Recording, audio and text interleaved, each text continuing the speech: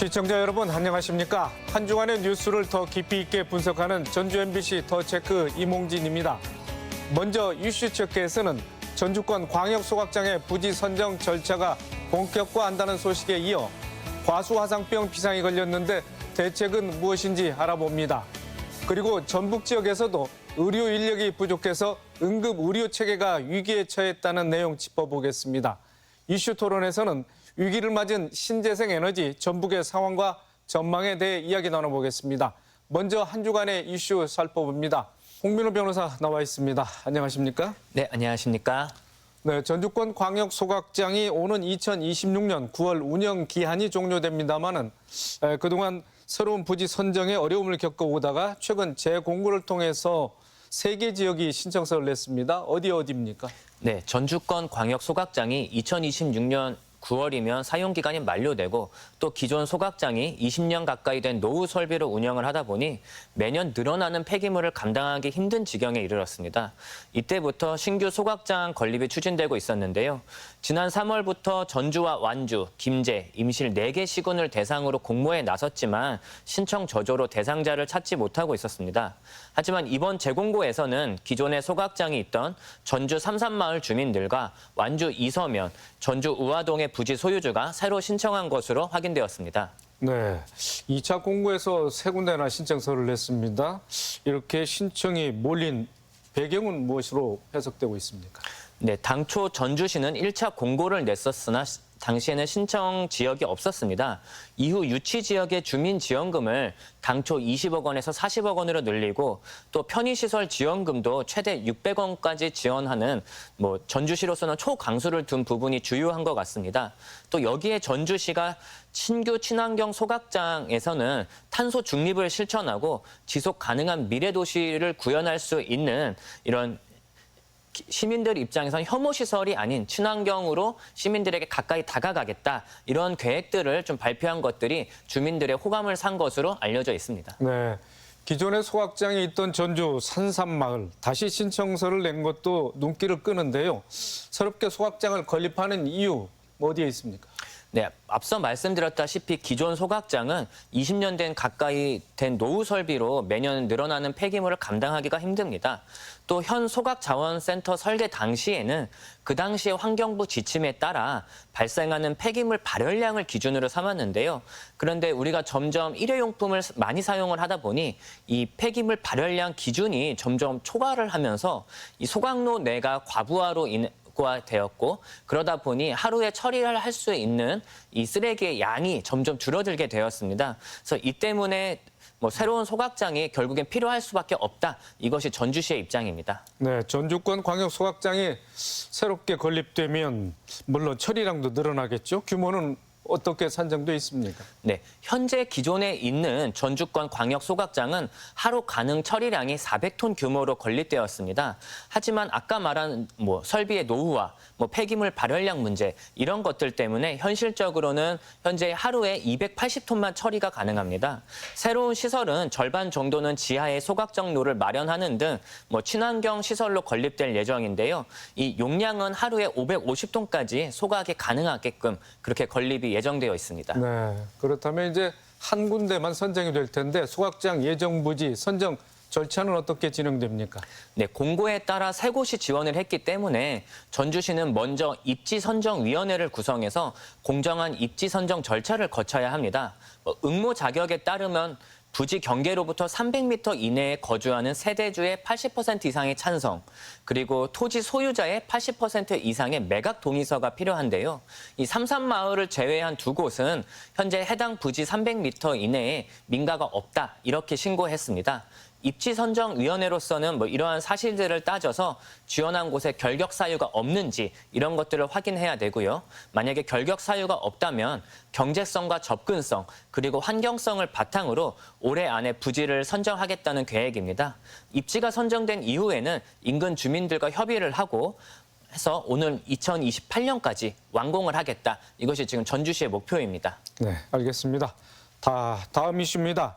지난 13일이었죠. 무주의 한 사과 과수원에서 과수화상병의 발생에 비상이 걸렸습니다. 자, 과수화상병 어떤 병이죠? 네, 과수화상병 좀 생소한 이름입니다. 이 사과, 배, 살구, 모과나무 등 일부 식물에 영향을 미치는 세균성 병해를 말하는데요. 이 병에 감염이 되면 잎이나 꽃, 가지, 줄기, 과일 등이 화상을 입은 것처럼 조직이 검게 변하고 서서히 말라 죽게 됩니다. 특히 현재로서는 마땅한 치료 방법이나 방제약이 없어서 이 병이 발생하면 반경 100m 이내의 나무들은 뿌리째 뽑아서 태운 뒤 땅에 묻는 방식으로 폐기할 수밖에 없다고 합니다. 현재 우리나라에서는 2015년 처음 발생된 이후 충남과 충북, 강원 등으로 좀 전국적으로 하고 있고요. 발생 시 확산 속도가 매우 빠르게 퍼져나가기 때문에 지금 이 무주 과수 농가에 걱정이 이만저만이 아닙니다. 네, 무주에서 과수 화상병이 발생한 건 이번이 처음이었고요. 지난 2020년, 그러니까 3년 전에 익산에서 발생을 했는데, 자, 과수 화상병이 발생하는 이유 어디에 있는 걸로 나와 있습니까? 네, 과수 화상병은 주로 개화기인 5월부터 7월경에 많이 발생하고요. 주 감염 원인은 꿀벌에 의해 또는 비에 의해서 전염된다, 이렇게 알려져 있습니다. 네, 그런데 이번 무주에서 발생한 과수 화상병은 이 곤충이나 빗물 등 자연적 요소에 발생한 것이 아니라 가지치기 시기나 이 열매 솟기 시즌에 사람의 이런 작업자들이나 아니면 이 작업자의 도구들에 의해서 인위적으로 좀 발생한 것이 아닌가, 이렇게 역학조사를 좀 하고 있습니다. 네, 지난 13일에 발생해서 현재까지도 확산되고 있는데, 과수 화상병 한번 발생하면 손을 쓸 수 없다고 그럽니다. 그렇다면 예방이 최선일 텐데, 자, 당국에서 지금 어떤 조치들을 하고 있습니까? 네, 지난 13일 무주의 농가에서 발생한 뒤 지금 확인된 곳만 21일을 기준으로 벌써 5농가로 과수 화상병이 빠르게 확산하고 있는 상태입니다. 이 농촌진흥청과 무주군, 전라북도는 현지에 대책본부를 설치하고 반경 2km 이내에서 정밀 예찰 활동을 진행하면서 인근 시군, 특히 사과나 배 과수원이 많은 장수군 등을 좀 과수 화상병이 확산하지 않도록 총력을 좀 기울이겠다, 이렇게 발표를 했고요.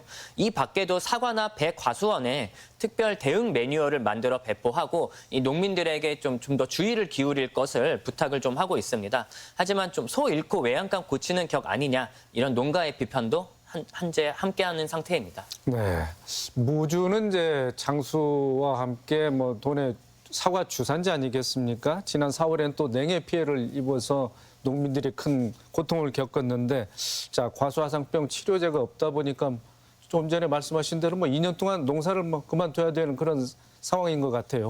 네, 말씀하신 대로 농가 입장에서는 과수원의 한 그루의 과수 화상병이 발생하면 과원 전체를 폐기해야 되고요. 2년간 기주식물 재배를 금지해 농가 타격이 상당합니다.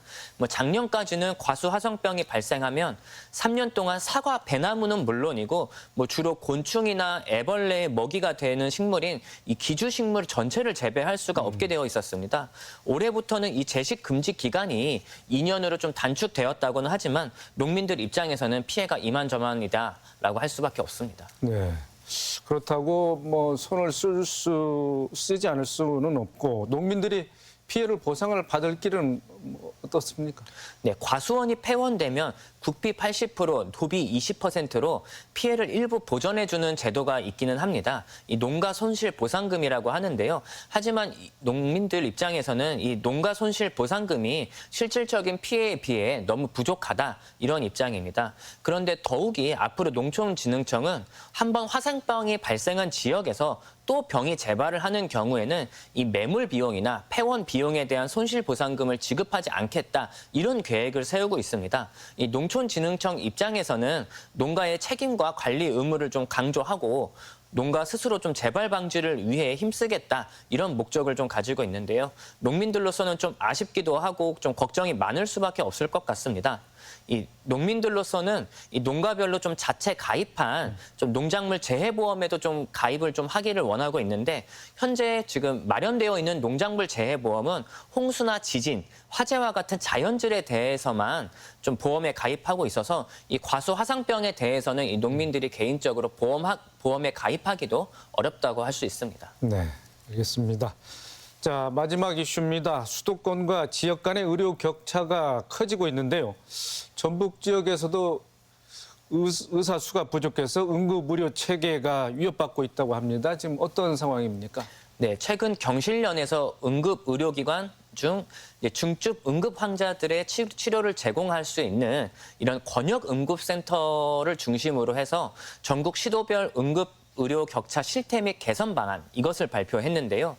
근데 이 경실련 자료에 따르면 전북 지역의 이 의료 공백이 좀 상당한 것으로 나타나고 있습니다.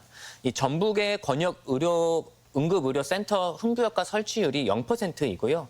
전문의 수도 전국 평균 5.18명에 못 미치는 2.83명으로 전국에서 세 번째로 적습니다.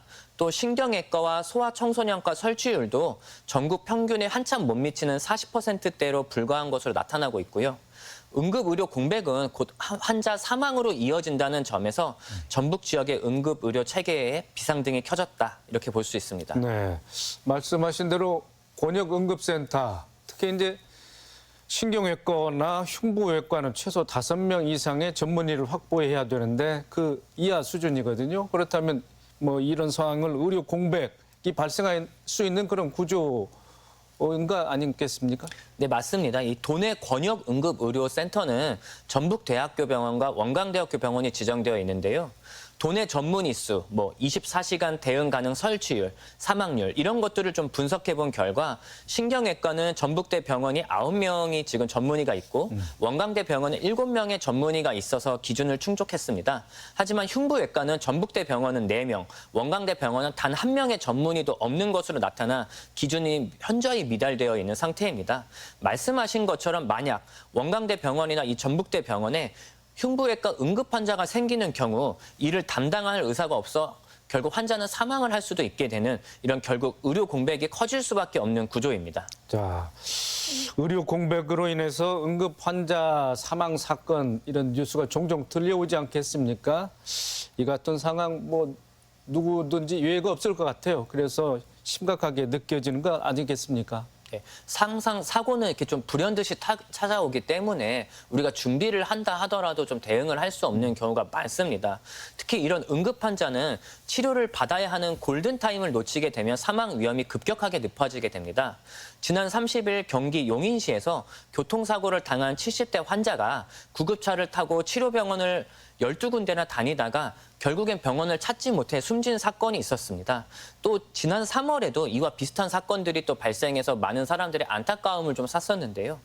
골든타임 안에 병원에 도착하지 못하고 다른 병원을 찾아야 하는 이유로 병상 부족뿐만 아니라 응급 환자를 수술할 의료진이 부족하다. 이 점들이 가장 큰 문제점으로 지금 논의되고 있습니다. 네, 그런 가운데 권역센터 운영을 강화하기 위해서는 의료진 확보 여건을 의무화하거나 또는 의사 배치 방안을 제도화해야 한다.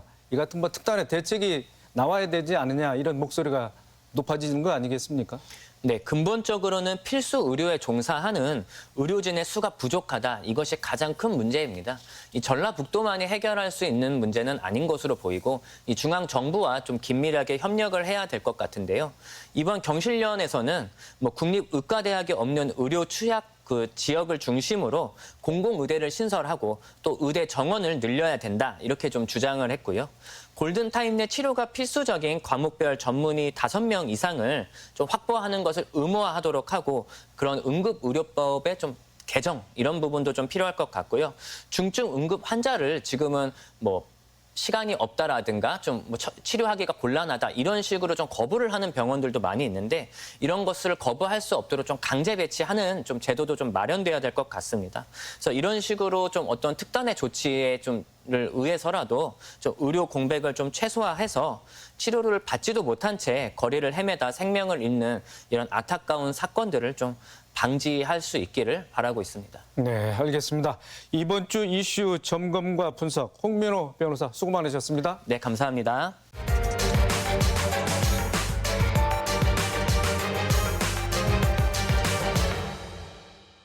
네, 이슈 토론입니다. 전라북도의 신산업 동력이 되었던 재생에너지 사업이 여러모로 어려움을 겪고 있습니다.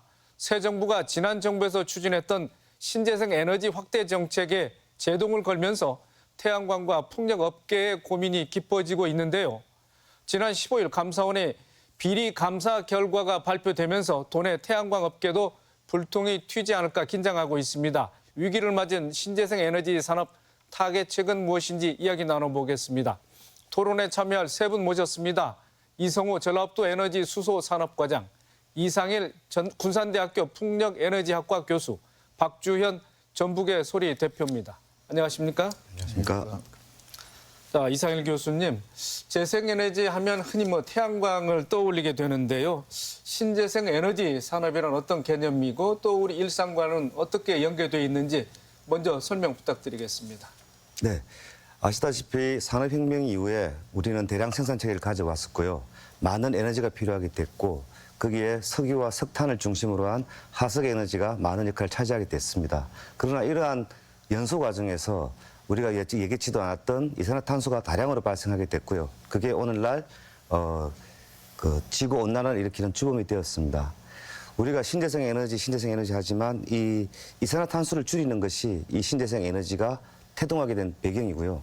우리가 알고 있는 신재생 에너지는 크게 11종이 있습니다. 그러나 다양한 기술적인 한계라든지 아니면 지역 여건상 적용하지 못하는 것들이 있어서 우리나라에서는 풍력과 태양광을 중심으로 신재생 산업이 재편되고 있습니다. 그래서 많은 분들이 태양광과 풍력을 신재생의 중심으로 보고 있고요.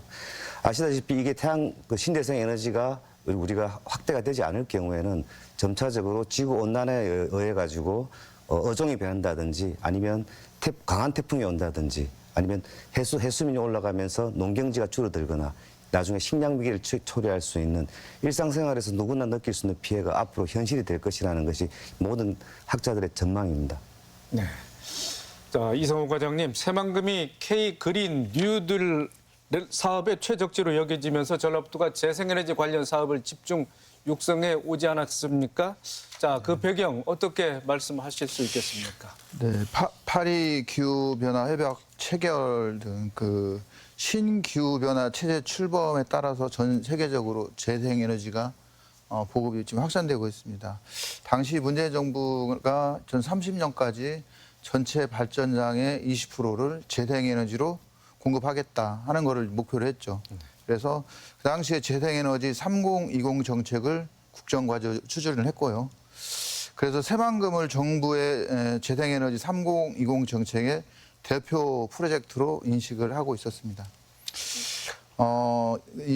이 사업을 구상할 당시에 새만금은 91년에 착공을 했고 27년이 지났지만 전체 계획 면적이 291 평방 킬로미터였는데 이 중에 36.5% 그러니까 105.9 평방 킬로미터만 개발이 돼 있는 상황이었고 이 중에서도 또 매립 완료 면적이 12%인 35.1 평방 킬로로서 아주 개발이 부진한 그런 상황이었습니다. 네.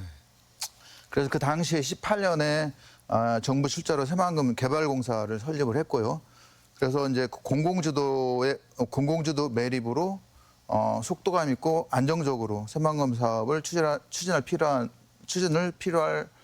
필요한 그런 상황이 있었습니다. 그래서 이제 공사의 그 조기 안정화, 개발 재원의 확보, 그다음에 발전 수익의 내부 개발 투입과 기업 유치 목적으로 해서 태양광 이제 재생에너지 사업이 추진되었습니다. 네. 자, 전라북도의 신재생 에너지 산업 그 현주소, 현재 인프라 구축률은 어떻게 돼 있는 걸로 나와 있습니까? 네, 저희가 이제 인프라 구축 사업을 할 때 그 발전 단지를 중심으로 한 시장 거점, 그다음에 발전 단지의 기자재를 공급하기 위한 제조 거점, 그다음에 이제 그런 기자재 납품을 하는 기업을 지원하기 위한 그런 R&D 지원 등의 혁신 거점 이렇게 나눠서 진행을 했거든요. 근데 이제 시장 거점으로 해상풍력 발전 단지는 서남권 2.4기가하고 군산 1.6기가는 지금 정상 추진 중에 있습니다. 현재. 그리고 새만금 내측에 지금 수산강 태양광 사업이 일부 지역에서 사업자 선정이 아직 지금 안 돼 있는 상황이어서 그게 이제 선정이 되면 이것도 정상적으로 추진될 것으로 보고 있고요. 그다음에 제조 거점으로서 현재까지 22개 기업이 이쪽에 지금 투자가 이루어진 그런 상황입니다. 그다음에 혁신 거점으로 해서 저희가 신재생 에너지 인력 양성 센터나 수상 태양광 종합평가 센터나 그다음에 해상풍력 산업 지원 센터 등 그 당초 계획했던 인프라 구축 사업 한 8개 정도 되는데요. 모두 지금 현재는 정상 진행 중에 있다는 말씀 드리겠습니다. 네. 자, 공공 주도의 안정적인 전력 생산을 위한 신재생 에너지 사업을 육성해 오는 도중에 최근 감사원이 신재생 에너지 사업 전반에 대해서 감사를 벌였습니다. 특혜와 비리 혐의로 38명에 대해서 수사를 의뢰했는데요. 박주현 대표님, 네. 전라북도 지역에는 이제 군산시장과 모대학 교수가 포함이 됐습니다. 어떤 혐의이죠? 네, 그렇습니다. 지금 감사원이 앞선 문재인 정권에서 대대적으로 진행됐던 특히 우리 전라북도 새만금 지대에서 대대적으로 신재생 에너지 사업 뭐 선포식, 비전 선포식 많이 있었지 않습니까? 불과 정권이 한번 바뀌었다고 그래서 이렇게 달라질 수가 있는가 할 정도로 이번 감사 결과가 상당히 많은 파문을 지금 불러일으키고 있는데요. 지난해 10월부터 약 8개월 동안 감사 조사를 벌여온 감사 제목이 뭐냐면 신재생 에너지 사업 추진 실태 감사라는 거예요. 추진 실태 어떤 비리도 아니고 추진 실태 전반적으로 감사를 진행을 해서 지금 38명을 수사 의뢰, 검찰이 수사 의뢰하겠다라고 이제 밝혔는데요. 13일 날. 여기에 우리 전라북도에서는 강임준 군산시장하고 지난해 10월 국정감사에서 새만금 해상 풍력 발전 사업의 비리로 도마 위에 올랐던 전북대 S모 교수가 지금 검찰에 아마 지금 조만간에 좀 수사 의뢰가 될 그런 양상을 지금 보이고 있는데요. 감사원에 따르면 강임준 군산시장의 경우에 2020년 10월이죠. 군산시가 99메가와트 규모의 태양광 사업의 건설 우선 협상 대상자를 선정함에 있어서 강 시장의 고교 동문이 대표이사로 있는 특정 업체를 태양광 특혜를 제공했다. 지금 이 혐의거든요. 네. 그런데 이제 이 혐의 내용을 보면 업체가 사업 추진을 위한 연대 보증 조건을 충족하지 않았다라는 내용이 이제 지적이 됐는데 금융사에서는 그 연대 보증 그 조건을 충족하지 않은 그런 이유에 대해서 많이 지적을 했는데도 불구하고 강 시장이 거기에 대해서 이권을 제공하라고 하는 그런 지시까지 있었다라는 것이 이제 뭐 지적이 됐는데요. 대출금리와 연동된 군산시 수익금이 향후 15년간 110억 원 이상 줄어들었다고 또 이런 지적까지 나와서 네. 이제 수사 내용이 또 어떻게 나와야 될 상황인지는 모르겠습니다만 상당히 파급이 클 그런 상황이 되겠고요. 네. 그 전북대 S모 교수죠. 해상 풍력 발전 사업과 관련해서 지난해 상당히 파문이 국정감사에서 크게 일었던 그런 내용도 이번에 이제 감사원에서 지적이 됐는데요. 해당 교수는 자본금 1억 원을 세운 SPS 즉 특수법인을 지난해 6월 5천만 달러의 해외 업체에 팔아 넘기는 계약을 뭐 체결했다라는 이런 지적이 나왔는데요. 다만 이 같은 계획이 지난해 10월 국정감사에서 알려지면서 해외 업체는 계약을 철회한 것으로 지금 뭐 드러났습니다만은 이것도 지금 상당히 파장이 큰데 이 자세한 내용들을 보면은 S 교수는 전북에 100메가와트 규모의 풍력 사업을 추진하겠다면서 풍력 분야의 권위자가 자기 회사를 100% 소유한 것으로 주주 명부를 조작했다라고 하는 것이 가장 큰 지금 뭐 혐의고요. 지금 서류 조작, 주주 명부 조작. 그다음에 사업권을 따서 해외에 매각시키려고 하는 것이 가장 큰 감사원 그 감사 조사의 혐의점이 드러나면서 앞으로 검찰 수사에 역시 큰 파장이 불러오지 않을까 지금 예상이 됩니다. 네, 알겠습니다. 자, 이상희 교수님. 자, 두 사례가 적시됐는데 군산시의 경우 뭐 사실이 아니다라고 뭐 군산시장이 이제 반박을 했지 않겠습니까? 자, 그렇지만 이제 수사가 진행되면 신재생 산업 전반에 대해서 이제 후폭풍이 불 것 같습니다. 새 정부 들어서 이런 재생에너지 사업에 많은 제약이 따르면서 신재생 에너지 좀 터덕거리고 있는데, 자, 교수님께서는 어떻게 보고 계십니까? 예, 저희 전라북도로 한정해서 본다면 어떤 전라북도의 신재생 에너지가 가장 활성화되어 있는 부분이 군산하고 새만금 지역입니다. 그래서 이런 관점에서 보면 분명히 위기가 맞는 것 같습니다. 만약에 사업을 하다 보면 적법하지 못한 사업을 했다면 어떤 문제점을 밝혀야 되겠죠. 그러나 일부 사람이 일부 사업에서 문제가 있다고 해서 전체 신재생 에너지 사업을 다 이렇게 못하게 할 수는 없다고 판단됩니다. 그리고 세계 흐름 자체가 신재생 에너지를 확대하고 널리 보급하는 게 추세입니다. 우리가 이 추세에 따라갈 수밖에 없는 상황이고 그렇다 보면 이런 모든 신재생 산업에 대한 추진을 위축시킬 필요 없이 좀 더 확대하는 걸로 좀 고민을 해야 되지 않을까라는 생각을 해봅니다. 네. 박주현 대표님, 그런데 사실 이번 감사 정부가 에너지 원자력 발전의 비중을 늘린가 하면 신재생 에너지 비중을 뭐 줄이는 정책 과정에서 불거진 것으로 이렇게 볼 수 있는데요. 자, 정부가 신재생 에너지를 이렇게 좀 축소하는 그런 배경, 뭐 의도는 어디에 있다고 보십니까?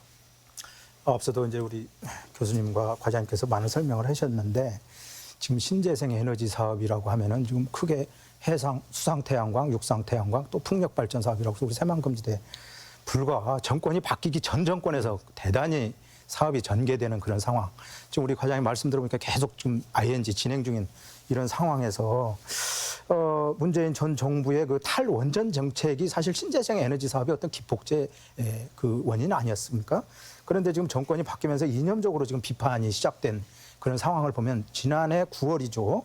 지난해 9월 국민의 혈세가 이권 카르텔로 사용되고 있다라고는 대통령의 말 한마디가 이렇게 많은 지금 파문을 일으키고 있지 않냐. 뭐 이런 이제 언론 보도도 가끔 나오고 있습니다만은 뭐 이런 가운데 감사원이 바로 10월 달부터 감사에 지금 착수를 해서 8개월 동안 무려 지금 감사가 진행돼서 38명이 검찰에 수사 의뢰될 그런 상황인데 앞으로도 훨씬 더 많을 것이라고 감사원 관계자가 또 밝혔어요. 이번에 밝힌 것은 빙산의 일각에 불과하다라고 이제 전제를 했는데 뭐 이런 걸로 보면은 지금 축소가 아니라 상당히 지금 전 정권에서 진행돼 왔던 그 신재생 에너지 사업 전반이 마치 비리의 온상인 양 이렇게 취급되는 듯한 이런 뉘앙스가 최근에 각 언론의 보도에 계속 뭐 이어지면서 그동안에 신재생 에너지 사업에 적극적으로 가담했던 업체라든지 개인들이 얼마나 불안하겠습니까? 마치 비리의 온상에 갇혀 있는 것처럼 이렇게 정부가 신재생 에너지 사업을 색안경을 끼고 바라보는 특히 이념적 정치적 잣대로 바라보는 이 자체가 잘못된 거 아니냐. 뭐 이런 지적을 좀 많이 하고 있는 그런 상황인 것 같습니다. 네.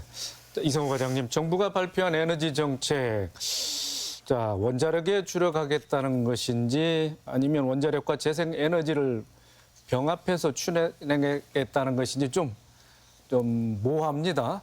자, 전라북도에서 신재생 에너지 정책, 뭐 아까 이제 박지원 대표도 ING 상황으로 이렇게 보고 계시는데 뭐 정책의 방향성이 뭐 달라진 건 없지 않겠습니까? 네. 제 생각에는 신재생 에너지 부분은 크게 달라진 것은 없다고 이렇게 생각을 합니다. 지난 정부에서도 30년까지 전체 발전량의 20%를 신재생 에너지를 하겠다고 한 거였고요. 지금 현 정부는 21.6%를 하겠다고 한 거였기 때문에 에너지 믹스를 보면 온전히 좀 올라갔습니다. 올라간 건 사실이고 신재생 에너지도 36년까지 30.6% 달성하겠다고 한 거고요.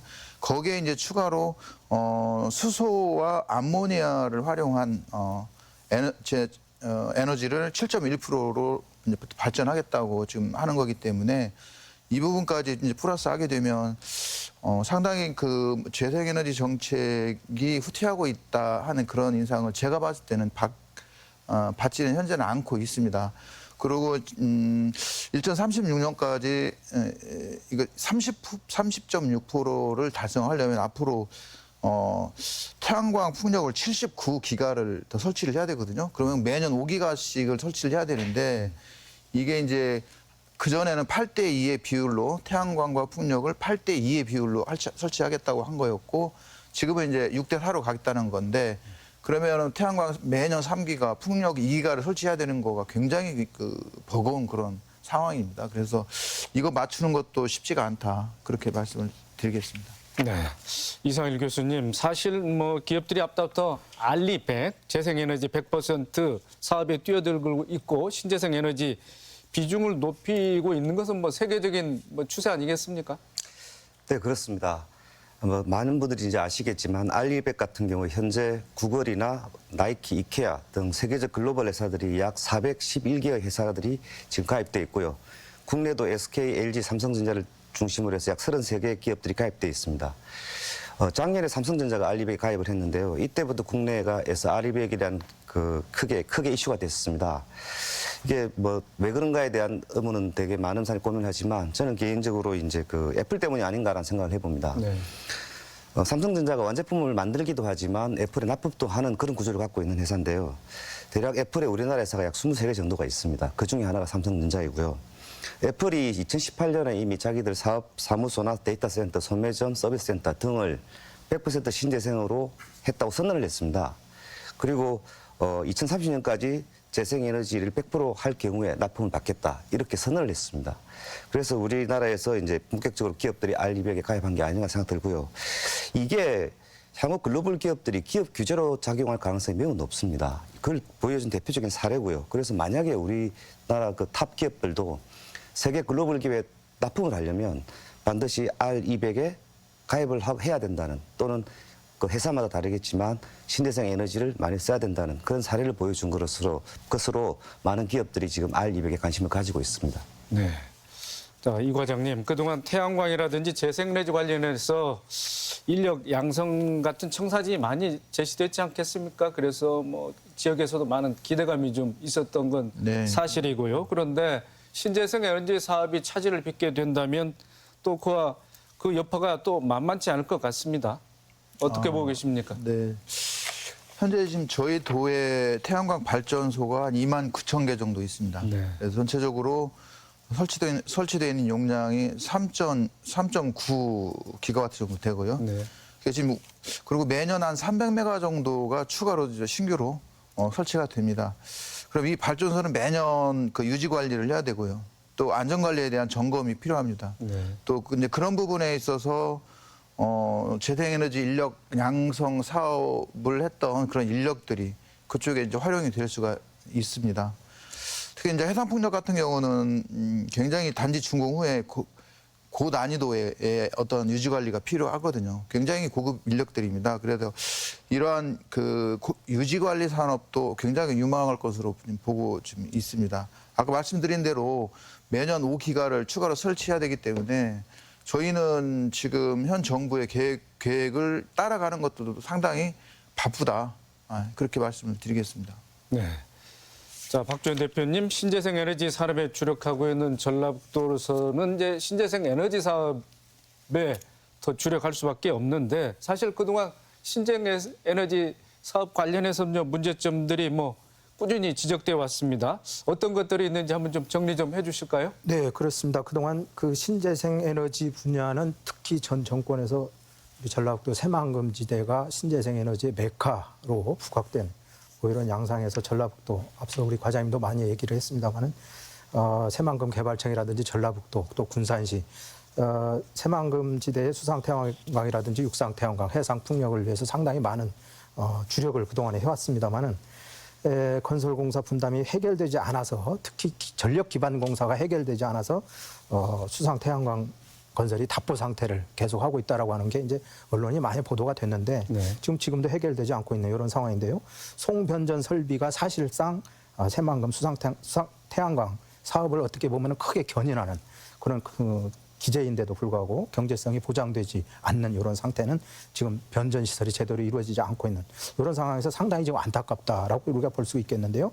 지금 새만금 개발청이라든지 한국수력원자력 즉 한수원이라고 얘기하는데 우리가 한전이라든지 관계기관들의 협력 협치가 절대적으로 필요한 뭐 이런 사업임에도 불구하고 서로 다른 이해관계 때문에 협치가 안 되는 이런 상황에서 동력을 얻지 못하고 있는 게 지금 큰 문제가 되고 있고요. 지금 게다가 해상풍력 사업은 지난해 국정감사와 지금 또 최근에 그 감사원 감사 등으로 인해서 중단 상태에 놓인 이런 상황. 뭐 최근에 군산에서 다시 붐을 일으키고 있습니다만은 정상 추진이 현실적으로 지금 불가능한 뭐 이런 상황이다라고 업체들이 얘기를 하고 있는 이런 상황이 되겠고요. 또 육상 태양광의 경우도 감사원 조사를 받고 있는 이런 상황에다가 정부의 부정적 기류 등으로 인해서 전체적으로 위축된 이런 난국에 빠져 있는 뭐 이런 상황이어서 앞으로 큰 돌파구가 사실 필요해 보이는데 지금 현 정부와 전 정부가 너무 판이한 그런 양상을 띠고 있기 때문에 지금 추이를 계속 지켜보면서 대응을 해나가야 할 것으로 보입니다. 네, 그런가 하면 이제 일부 언론에서 또 태양광 비리, 뭐 카르텔을 하면서 신재생 에너지 사업을 좀 매도하는 것도 사업 전반에 좀 부정적인 영향을 미치는 것도 사실이지 않겠습니까? 네, 그렇습니다. 지금 최근에 그 13일 날 감사원의 지금 뭐 8개월여 동안에 걸친 감사 조사 결과 38명에 대해서 검찰 수사를 하겠다라는 이제 방침이 나온 이후에 14일 또 의사결정 라인을 철저히 조사해야 된다라고 하는 또 윤석열 대통령의 발언이 있었지 않습니까? 마치 1년 전에 뭐 이권 카르텔이 뭐 해체돼야 된다라는 뜻으로 이제 태양광 사업을 빗대어서 얘기한 것처럼 의사결정 라인을 철저히 조사하라는 이 발언을 중심으로 해서 이제 서울의 보수 언론들이 집중적으로 다룬 의제를 보니까 문정부의 태양광 뭐 이런 그 수식어 또는 뭐 혈세 도둑, 비리, 혈세 누수 이러한 제목들이 마치 그 신재생 에너지 사업 전반이 마치 무슨 혈세가 그동안에 누수된 어떤 비리의 온상인 것처럼 앞서도 얘기했지만 이런 식으로 지금 계속해서 보도가 이루어지기 때문에 전체적인 이미지가 신재생 에너지 사업에 대한 이미지가 사실 그 언론에서 그렇게 썩 좋지 않게 각인되고 의제가 설정돼서 보도되는 이런 양상을 많이 드러내고 있습니다. 네. 이성호 과장님. 자, 신재생 에너지 사업 관련해서 일련의 사태를 겪으면서 신재생 에너지 사업 전반을 좀 되돌아볼 필요가 있다. 이런 얘기도 나오고 있습니다. 자, 정책 당국에서는 이 상황에서 어떤 점을 좀 점검해 봐야 될까요? 일단 정부에서는 좀 균형 있고 질서 있는 에너지 원별 보급을 지금 하고자 하는 것 같습니다. 네. 아까 말씀드린 대로 태양광과 풍력의 비율을 한 6대4 정도로 이렇게 이제 개선해서 추진해 나가겠다는 거였고, 그렇게 되면 이제 매년 5기가 중에서 태양광이 3기가, 풍력 2기가 이렇게 설치가 이제 될 건데, 이제 그런 방향으로 해서 이렇게 비율을 맞추려고 하는 것 같고요. 그동안에 이게 무질서하게 이제 태양광 풍력 발전에 대한 정리의 필요성이 좀 있다, 그렇게 보는 것 같습니다. 먼저 태양광을 보면 사실 지자체별로 이격거리가 좀 다르거든요. 그래서 굉장히 이게 이제 혼란스러운 부분이 있고, 그다음에 이제 산지 태양광도 무질서하게 이제 허가가 돼서 이제 나가는 그런 부분들, 그다음에 또 뭐 미관이나 이런 것들 고려하지 않고, 그다음에 농지 잠식을 하는 그런 상황에서의 주민 간의 갈등, 그다음에 먼저 입지를 선정해놓고 후에 이제 개통 연계를 하게 되다 보니까 이제 특정 지역에 이제 편집된 현상들이 좀 있었습니다. 그렇게 되다 보니까 이제 전력 운영 계통에 있어서 또 부담을 주는 그런 경우가 있었고요. 특히 이 부분이 아마 굉장히 가장 크게 부각이 된 것 같은데, 이 과도한 대출에 따른 도덕적 해이, 이제 이 문제가 가장 큰 것 같습니다. 네. 그래서 이 부분은 해결이 돼야 될 것 같고요. 그다음에 이제 풍력 같은 경우는 굉장히 이제 풍황 계측기가 난립돼 있었습니다. 그래서 계측기를 선점을 하고 또 그걸 매매하는 그런 부분들, 이런 것들은 좀 없애야 되지 않겠느냐. 그다음에 풍황 계측기의 인정 범위를 이제 확대 해석하면서 사업자 간의 어떤 분쟁이 일어나는 그런 부분들. 그다음에 어민 간의 갈등이 야기되어 있는 부분들. 이제 이런 부분들은 앞으로 해결해야 될 부분이거든요. 그래서 정부가 이런 부분들을 개선하기 위해서 풍력 발전 보급 촉진 특별법을 현재 국회 내에서 지금 논의 중에 있습니다. 네, 알겠습니다.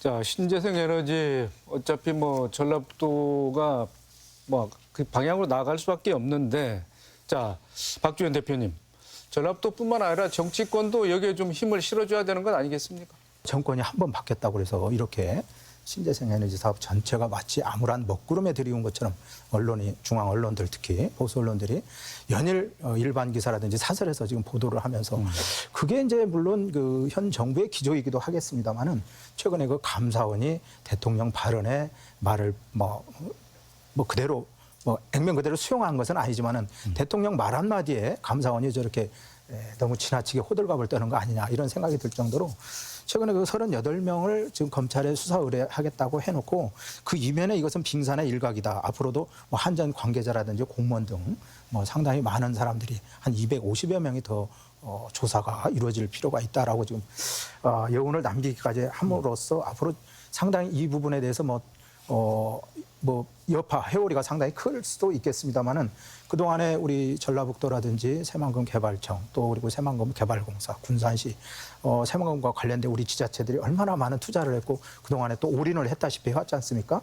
최근에 뭐 2차 전지에 올인한다고 하지만 우리가 불과 지난 정권에 신재생 에너지에 올인을 했던 그런 기억을 도민들은 다 알고 있습니다만은, 정권이 바뀌자마자 범죄인 취급하듯이 바라보는 이런 것과는 아랑곳도 하지 않고, 우리 전북 정치권이라든지 전라북도가 흔들림 없이 큰 그림의 어떤 새만금 밑그림을 잘 그려나가 주기를 바라는 그런 상당히 그 마음이, 바라는 마음들이 많은 것 같습니다. 네.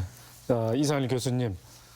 자, 탄소 중립이라든지 알리백은 이제 글로벌 어젠다가 돼 있지 않겠습니까? 따라서 이제 정부가 여하튼 뭐 에너지 정책 기조는 일관성이 있어야 된다는 데는 뭐 누구나 동의를 할 것 같습니다. 뭐 흔들림 없이 일관되게 에너지 정책을 추진하기 위해서는 어떠한 전제와 또 어떠한 체계가 구축돼야 된다고 보십니까? 예, 그렇습니다. 에너지 정책은 반드시 일관되게 진행돼야 됩니다. 그래서 현 정부에서도 그 탄소 중립 정책을 중요한 국정 과제 하나로서 추진하고 있습니다. 우리나라의 목표는 2030년까지 2018년 기준으로 탄소 배출량을 40% 감축하겠다는 목표가 명확히 나와 있습니다. 그래서 우리나라 한 살펴보면 2021년 기준으로 보면 우리나라가 연간 553테라와트 아워를 소비하는 세계 8위 소비 국가입니다. 반면에 신재생 에너지는 대략 7% 내외를 생산하는 국가입니다. 참고로 말씀드리면 세계 신재생 에너지 평균치는 한 11% 정도 됩니다. 그러니까 우리가 평균보다 못하다는 이야기죠. 그러니까 만약에 세계적으로 신재생 에너지를 이용해서 에너지 무기화를 할 경우에 국가 간 무역 규제라든지 기업 활동의 규제 이런 데 굉장히 대응하기 취약한 구조를 갖고 있는 게 우리나라 에너지 믹스 현실입니다. 그래서 국가에서는 에너지 전략을 좀 더 중장기적으로 수립해야 되고요. 그다음에 신재생 에너지를 활성화하겠다는 선언적 의미보다는 그렇게 해서는 실행되기 되게 어렵다고 봅니다. 그래서 정부에서도 구체적인, 그러니까 중앙정부, 지방정부, 산학인 전문가들 모여가지고 실천 방안이나 구체적인 실행 계획을 수립하고 적극적인 실천하는 수밖에 없다고 생각이 듭니다. 네. 그렇다고 보면은 정부의 정책에 발맞춰서 전라도도 힘을 얻기 위해서는 어떠한 대응이 필요하고 또 앞으로 어떤 정책을 구현하는 것인지. 자, 이성우 과장님 한 말씀 해주시죠. 무엇보다 그 주민 수용성 확보가 중요하다고 생각을 합니다. 태양광이든 해상풍력이든 주민 참여형 사업으로 진행을 해서 발전과 수익을 동시에 거두기 위한 지역의 노력 이것도 중요하다고 생각을 하고요. 그다음에 이제 개통에 이제 많은 부담을 주는 부분이 있기 때문에 이 부분을 이제 수소를 통해 새로운 에너지 캐리어로 활용하는 방안을 적극 검토할 필요가 있습니다. 그래서 저희들도 이런 그 재생에너지와 수소와의 어떤 그런 관련성, 그다음에 그걸 통해서 어떤 새로운 그런 에너지 전달자로서의 어떤 그런 수소의 역할들을 다시 지금 보면서 그쪽 방향으로도 사업을 개발을 지금 하고 있거든요.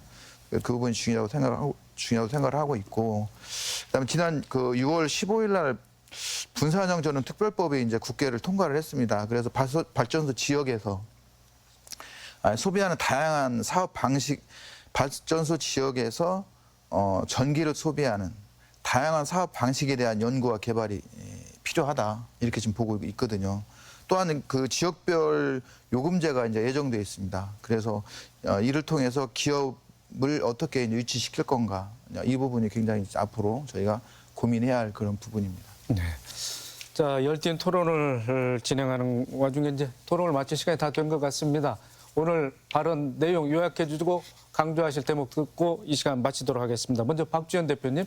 네, 뭐 신재생 에너지 사업 뭐 전 정권에서 상당히 부각됐던 특히 우리 전라북도 새만금이 신재생 에너지의 메카라고 하는 것이 그동안에 우리 전라북도 도민들 사이에 많이 각인된 뭐 그런 것임에도 불구하고 정권이 한번 바뀌었다고 해서 비리의 온상 취급을 받고 있는 뭐 이런 양상은 상당히 지금 보기 좋지 않은 그런 모습인데요. 우리가 지구촌 곳곳에서 일어나고 있는 이 기후 이변이 기후 재앙으로까지 지금 뭐 걱정하는 이런 양상 아니겠습니까? 그래서 화석 연료를 신재생 에너지로 전환하는 것이 지금 대세인 이런 상황에서 국가의 어떤 에너지 사업은 우리가 100년 이상을 바라보고 해야 되는 그런 그 정책 사업임에도 불구하고 정권이 한번 바뀌었다고 해서 이렇게 뭐 혼란을 주거나 흔들리는 이런 사례가 더 이상 있어서는 안 되겠다는 생각을 해봅니다. 네. 이어서 이상일 교수님. 예. 우리나라가 월드 탑 그레스에 랭크되는 산업 분야가 참 많습니다. 예를 들면 반도체, 자동차, 철강, 조선, 석유화학, 건설 등 꽤 많이 있습니다. 근데 이러한 월드 탑 그레스 산업 분야는 아시다시피 오랜 시간 동안 노력해서 산업 생태계를 이미 구축을 했습니다. 그래서 일부 산업 분야는 또 공장 자동화까지도 진행되고 있습니다. 이런 시점에서 이런 기업들은 경제적인 이익은 창출하기는 많지만 일자리를 창출하기는 매우 어려운 상황입니다. 이에 비해서 신재생 에너지는 아직까지 완전한 산업적 인프라가 구축되지 않은, 못하고 있는 게 현실입니다. 그래서 또 그 산업 생태계를 구축하는 과정에서 많은 기업들이 새로운 진입을 할 수도 있고요. 일자리 창출 효과가 확대될 걸로 보입니다. 세계는 아시다시피 탄소 중립이나 R200으로 대표되는 신재생 에너지 확대 정책을 쓰고 있습니다. 그래서 우리가 이걸 따르지 못한다면 우리나라는 세계 무역에서 또는 기업 간 규제에서 도태될 가능성이 매우 높습니다. 이제 의도했건 의도하지 않았건 신재생 에너지는 우리의 선택이 아니고 필수가 된 상황입니다. 중앙정부, 지방정부, 산하기관 전문가들이 모여가지고 전라북도 나아가서 우리나라의 신성장 동력으로서의 신재생 에너지 산업을 좀 노력한다면 전망이 좀 밝지 않나 생각해 봅니다. 네, 알겠습니다. 마지막으로 이성우 과장님. 네. 50년 탄소 중립 목표 이거 달성해야 되는 거고요. 그러기 위해서 기업의 이제 요즘에 카본프리라고 하죠. CF100, RE100 지원을 위한 신재생 에너지는 반드시 필요하다. 사실 이 부분은 확정된 미래라고 봐도 과언이 아닙니다. 저희 도도 지금 현재 7기가와트의 재생 에너지를 10기가까지 지금 확대를 해서 우리 지역에 들어오는 기업들한테 제공을 해 주려고 지금 그렇게 하고 있거든요. 근데 중요한 거는 이렇게 들어오는 기업의 재생 에너지를 어떻게 연결시켜 줄 건가, 이게 가장 큰 관건이 되겠습니다. 그래서 예를 들면 발전 사업자와 기업의 발전 사업자와 기업에 간의 PPA 뭐 우선 공급이랄지, 그다음에 PPA 중개 거래를 통해서 기업이 PPA를 좀 편하게 할 수 있게끔 지원한다랄지, 이런 것들을 이제 저희가 정책 개발을 통해서 지원함으로써 우리가 이제 재생에너지와 기업 유치 두 마리 토끼를 다 잡는 방법을 저희가 앞으로 강구해 나가도록 하겠습니다. 네, 알겠습니다. 오늘 세 분 출연해 주셔서 대단히 고맙습니다. 정권이 바뀔 때마다 에너지 정책 기조가 달라지는 일이 반복되고 있는데요. 신재생 에너지 산업은 오랜 시간과 예산을 들여서 추진되는 만큼 흔들림 없이 추진돼야겠지요.